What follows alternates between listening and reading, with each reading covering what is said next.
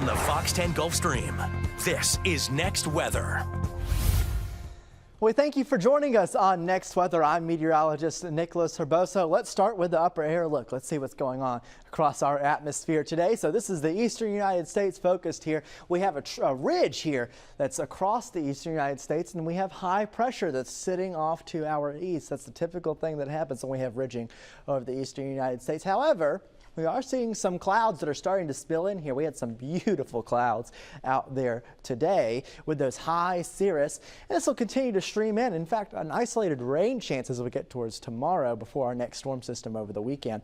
Here's a look at the current conditions as of 6 o'clock across the southeast. 54 degrees in Mobile, 50 in Montgomery, 50 in Birmingham. A nice night out there. Now looking ahead to tomorrow night in Tuscaloosa, one of their last games here, at least for teams involving our area in the Super 7.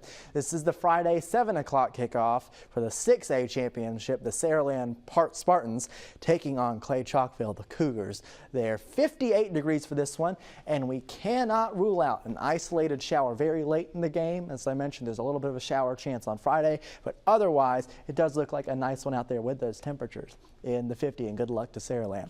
All right, near term, what do we got? 49 degrees for tonight, so not as cool as the last night. And getting to tomorrow, warmer. Look at this, 70 degrees. That's that southerly flow. Remember I said that high pressure system moved off to our east?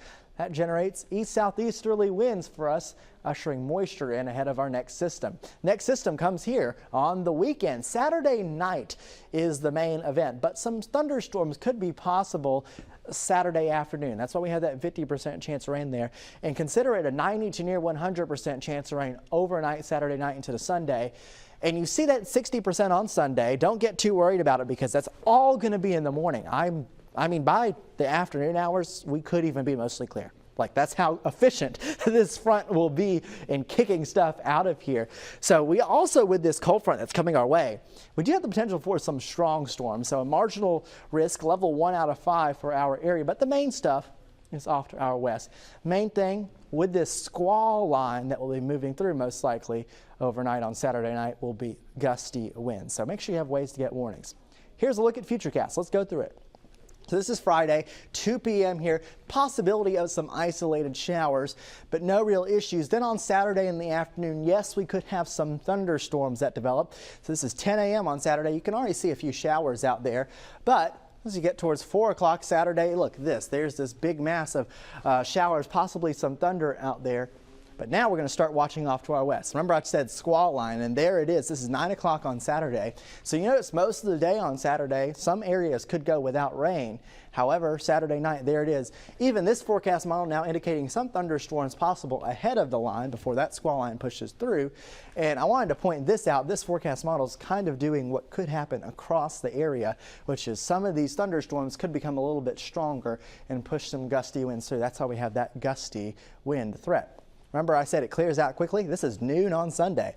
We're almost clearing out. It's sunny in the western half of our area, so that's the thing with this one. It's going to clear out efficiently and bring us cooler temperatures next week. Temperatures likely in the 30s on the overnight lows for Monday and Tuesday. All right, here's that 5-day outlook for us. And then we get that cold front that should be on Saturday. And then, yeah, it does look like a nice day, a nice week ahead. All right, I want to show you this. So yesterday I went out to McDavid Jones Elementary School for a little visit with the 3rd grade class, and it was a great one. Yeah, it was an enthusiastic group of students. We talked about general weather, specifically severe weather, and they even got to see our storm tracker truck. They were a very, very enthusiastic bunch of students out there, and it was great to get out there. A great day on Wednesday to talk with McDavid Jones Elementary School. All right. So last weekend's rain that we had made a significant dent in the drought. Meteorologist Michael White is here to show us how much of a dent it was, and then, of course, talk more about the rain that's coming this weekend. So more rain and storms possible for this weekend. Could they be severe? What happens with temperatures? More importantly, what happens with the drought? Well, the rain deficits are at 8 inches. Now that sounds significant. It is. But remember, before last weekend's rain event, it was at 12.5 inches. And now the drought monitor has significantly improved. That yellow color that you see around our area, that is a level 1 out of 5 drought. That is a huge drop. Surrounding that, the brown color is a level 2 out of 5 drought. So we're not out of it, but we made a significant impact with the rain and storms last weekend. And that is just such good news. Now, you see a shade of red at the top of that graphic. That is a level 4 out of 5 drought. North Alabama still needs a lot of rain, and we get a chance of rain and storms coming in ahead of a cold front. Now, that is Sunday morning at 6 a.m. off the NAM model, the North American Mesoscale, and it looks like Sunday morning is now going to be the best opportunity for rain and storms. There are rain chances Saturday, yes. And Nick and Jason, I've been showing you that hour by hour, but it looks like the greatest coverage is going to be Sunday morning. This thing's coming in a little slower.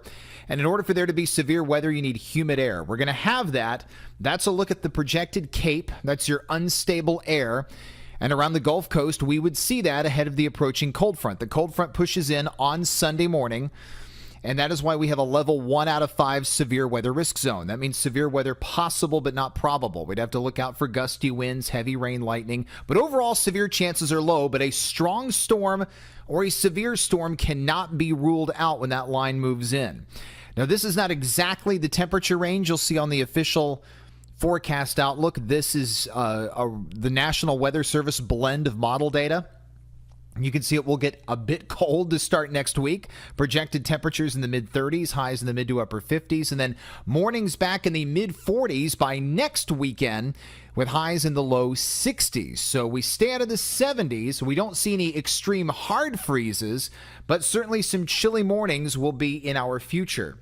Tomorrow morning on Good Day Gulf Coast, I will take you hour by hour through every weather update we get on the upcoming rain and storm chances for the weekend so you can plan things out better. A lot of events going on, a lot of Christmas parties going on, and we want to make sure you're able to get all of those off without a hitch. And thanks again to everyone who came out to see me today at the Walmart in Daphne on the Eastern Shore for the 10 Caring Gifts toy drive. It was so nice meeting all of you, and it's just something that is very special to Fox 10 and something really special, I know, for all of those kids on the Gulf Coast. Well, have yourself a wonderful rest of your Thursday. I'll see you bright and early on the air tomorrow morning. Well, it was a perfect day for our 10 Caring Gifts toy drive, and it was very much a success, as we saw in our newscast this evening. Looking ahead to Friday, we have that isolated rain chance. And then as we talked about that weekend rain chance, I do want to take you out 10 days, though, so we can see when our next rain chance is after this weekend. And guess what? It's next weekend. Yeah, so a couple weekend rain chances on the board in the 10-day outlook. But overall, it looks like next week's going to be cooler, nicer, seasonable out there. And remember, slight rain chance on Friday. So that's the story for us. That's the forecast here on Next Weather. We thank you so much for joining us.